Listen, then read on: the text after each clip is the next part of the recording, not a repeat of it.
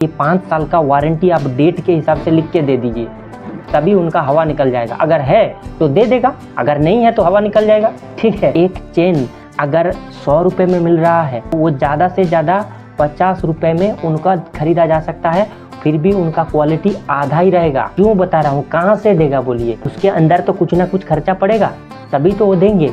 आप 100 रुपये का चीज़ 3 रुपये में कैसे देंगे? ये भी तो सोचने वाली बात है। सिर्फ सस्ते दाम देख के खरीदना नहीं है, क्या करना चाहिए।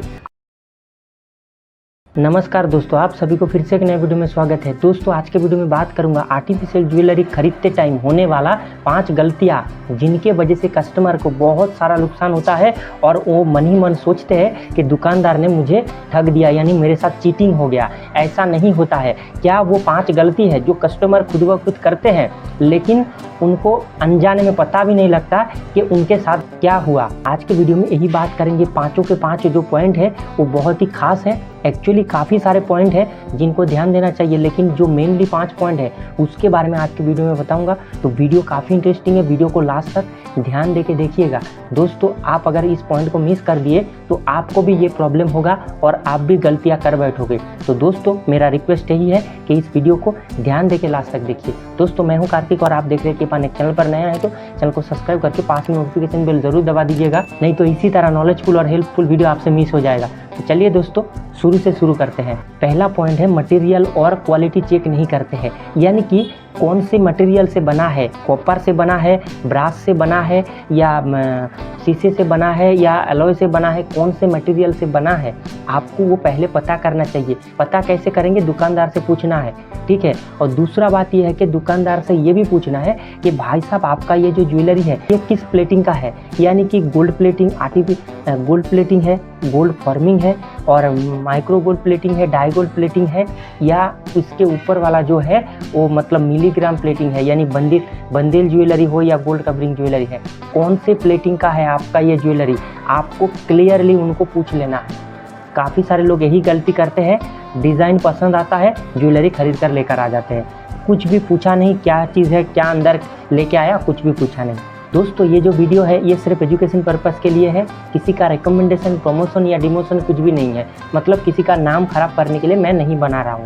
यूट्यूब पर एक वीडियो देखा था, एक भाई साहब ने मतलब रैंडमली कह रहा है कि हमारा जो ज्वेलरी है 2 साल चलेगा। कोई ज्वेलरी को बोल रहा है कि 2 साल चलेगा, कोई बोल रहा है 4 साल चलेगा, और कोई ज्वेलरी कह रहा है कि ये 5-6 साल चलेगा। यानी कि साल का कोई डिफरेंस नहीं है।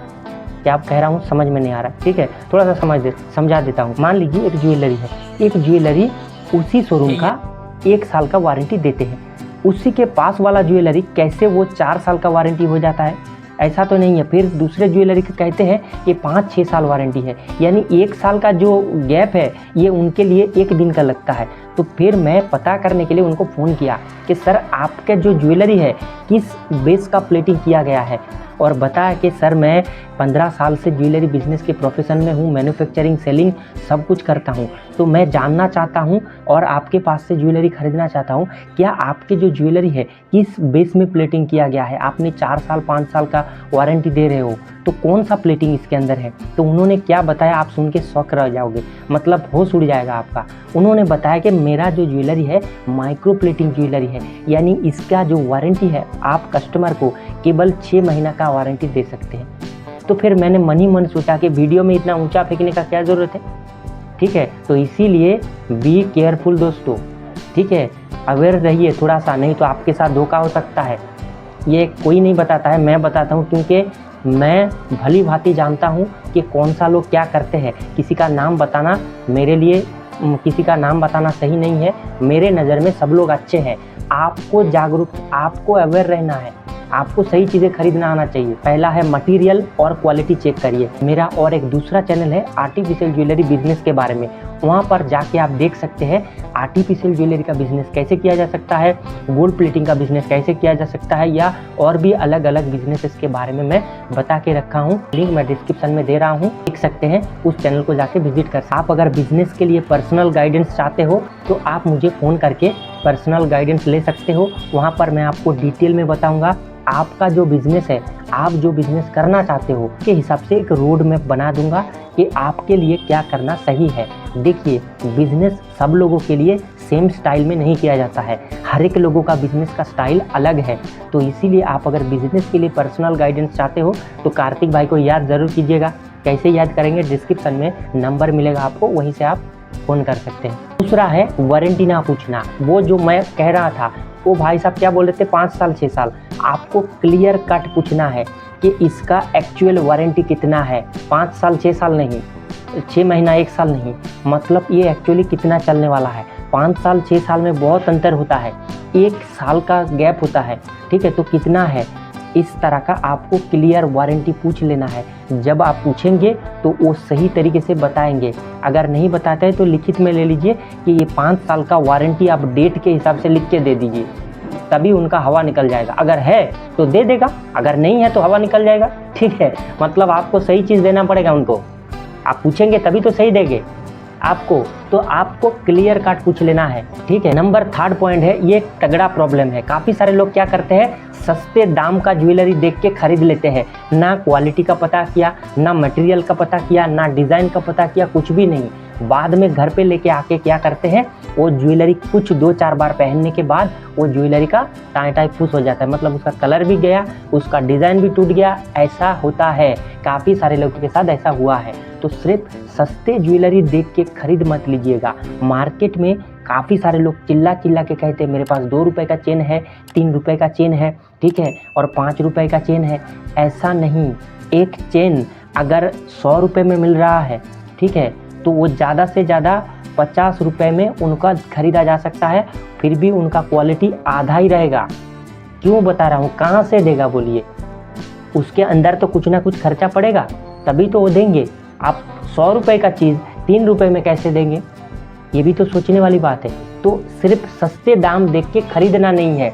तो बचाव क्या है, मतलब क्या करना चाहिए, आपको सस्ते दाम के साथ साथ क्वालिटी को भी मैच करना है कि क्या इसके जो रेट है इसके हिसाब से इसका क्वालिटी कैसा है, आपको देख लेना है। क्योंकि सस्ता रोए महंगा रोए एक बार, सस्ता रोए बार बार। तो आपको ये चीज़ का ध्यान देना चाहिए हमेशा। सस्ते के चक्कर में मत भागिएगा, पैसा वेस्ट हो सकता है।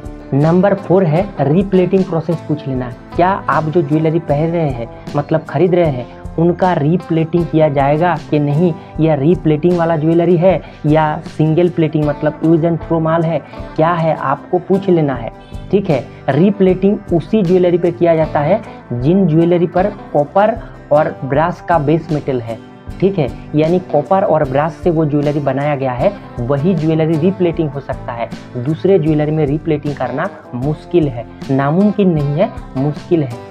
तो इसीलिए आपको रीप्लेटिंग का पॉलिसी उनके साथ पूछ लेना है, तभी आप एक बढ़िया ज्वेलरी खरीद कर लेकर आ पाओगे। और कलर टूट जाएगा, कलर फेड हो जाएगा, तो आप उनके पास में जाके रीप्लेटिंग करा के वही ज्वेलरी को पहन सकते हैं। खास तौर पर जो ज्वेलरी रीप्लेटिंग किया जाता है, मेरे हिसाब से वो ज्वेलरी लंबे टाइम तक चलता है, क्योंकि वो कॉपर और ब्रास से बना हुआ रहता है। हाँ, यहाँ पर एक कंडीशन है कि उनका प्लेटिंग बढ़िया होना चाहिए, तभी वो लंबे टाइम तक चलेगा। तो इसीलिए मैंने पहले पॉइंट में भी कह दिया था कि प्लेटिंग और मटेरियल को चेक करना है। और रीप्लेटिंग का प्रोसेस नंबर 4 पॉइंट में है, रीप्लेटिंग का प्रोसेस पूछ लीजिएगा।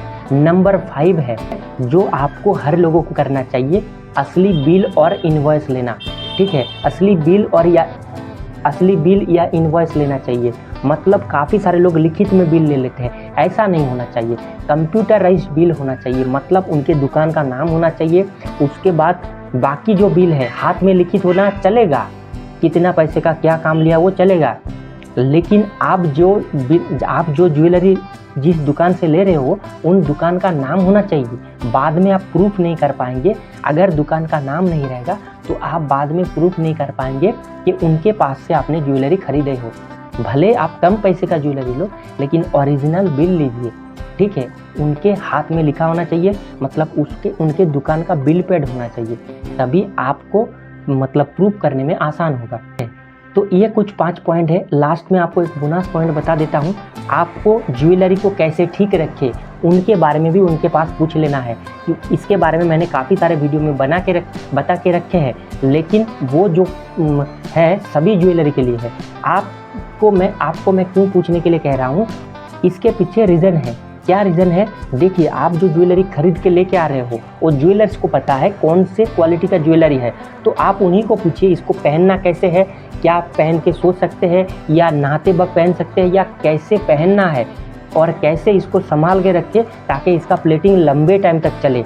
तो आप उन्हीं को पूछ लीजिएगा, तो आपको वो बताएगा, कुछ ना कुछ गाइड करेगा, तभी आप एक बढ़िया ज्वेलरी को संभाल के रख पाओगे। बाकी कार्तिक भाई तो आपके लिए है, मेरे इस चैनल पर काफ़ी सारे वीडियो पड़े हैं, ज्वेलरी को कैसे सही तरीके से रखा जाए, ज्वेलरी कैसे सही तरीके से खरीदा जाए, और भी काफ़ी सारे पॉइंट के ऊपर मैंने अलग अलग वीडियो बता दिए।